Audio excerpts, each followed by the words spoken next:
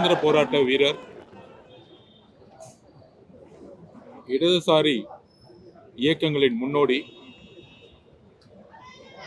தோழர் கேரளாவில் எப்படி நம்பூதிரிபாடு அவர்கள் ஒரு அரசை உருவாக்கினாரோ அதே காலகட்டங்களிலிருந்து இடதுசாரி சிந்தனைகளில் தன்னுடைய 18 வயதில் கம்யூனிஸ்ட் இயக்கத்தில் இணைத்துக் கொண்டவர். தன்னுடைய கொள்கைக்காக தன்னுடைய வாழ்க்கையை அர்ப்பணித்தவர். சாதிக்காக தன்னுடைய குரலை வாழ்நாள் முழுவதும் ஒலித்தவர்.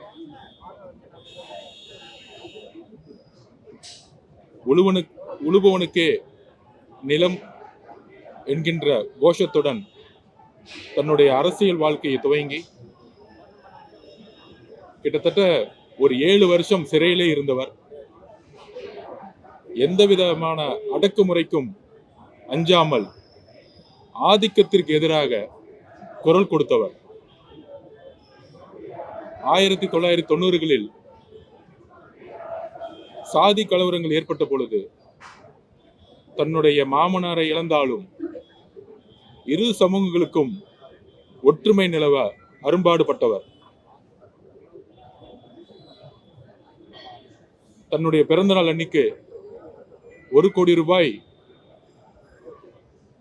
இடதுசாரி தோழர்கள் கொடுத்த போதும் கட்சிக்காக கொடுத்தவர்.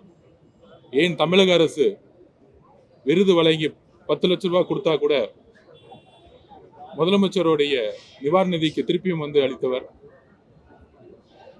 இடதுசாரிகளுடைய ஆணிவேர், ஒரு மிகப்பெரிய ஆலமரம்.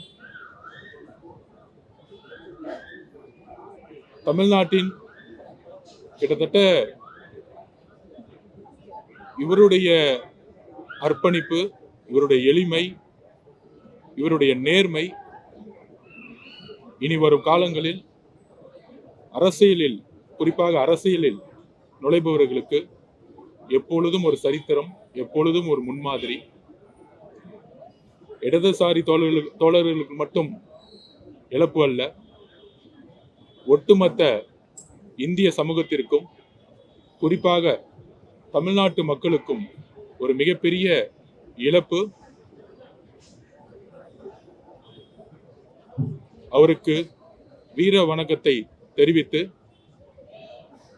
அவருடைய ஆத்மா சாந்தி அடைய தமிழக வெற்றி கழகத்தின் சார்பாக எங்களுடைய அஞ்சலியை நாங்கள் பணிவுடன் செலுத்துகிறோம். என்னால் அவரோட பேச முடிஞ்சது பெரிய பாக்கியமாக ரொம்ப கஷ்டமாக இருக்கு.